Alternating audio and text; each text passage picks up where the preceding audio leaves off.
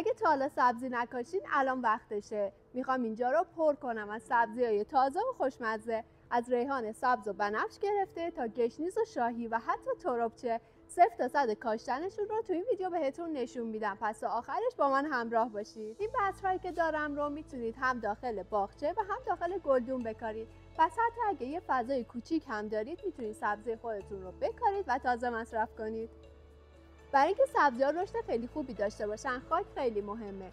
ترکیبی که من استفاده کردم 30% خاک برگ، 30% خاک باغچه و پرلیت و ماسه هر کدوم 15%. این ترکیب خاک هم آب رو خیلی خوب نگه میداره و هم باعث میشه که ریشه ها رشد خیلی خوبی داشته باشن.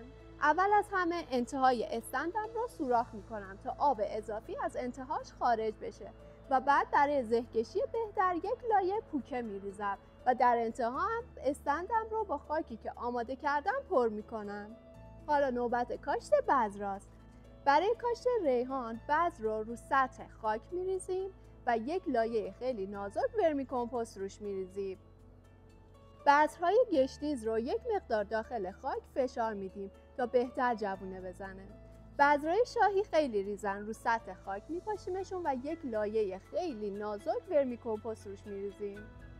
بذرهای تربچه رو با فاصله 3 تا 4 سانت از هم میکاریم چون ریشش به فضای بیشتری احتیاج داره و بعد یک لایه خیلی نازک ورمی کمپوست روش میریزیم.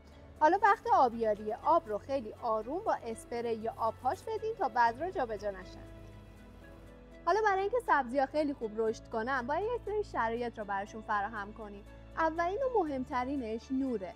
سبزی به 5 تا 6 ساعت نور خوب احتیاج داره. اگه داخل گلخونه یا باغچه میکاریدش باید یه جای نورگیر باشه و اگه داخل خونه میکارید باید پشت پنجره جنوبی قرارش بدید. برای آبیاری هم قبل از اینکه بذرها جوونه بزنن خاک رو باید مرطوب نگه دارید. حواستون باشه مرطوب، نه خیس و قرقاب.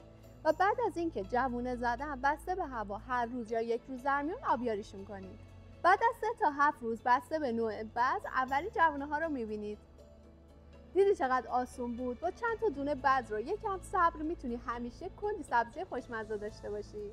حالا نوبت توه. اگه سبزی کاشتی تو کامنت بگو که چی کاشتی و چقدر طول کشیده تا سبز بشه. اگه این ویدیو برات مفید بود حتما لایک کن، کانال رو سابسکرایب کن، زنگوله رو بزن تا ویدیوهای بعدی رو از دست ندی.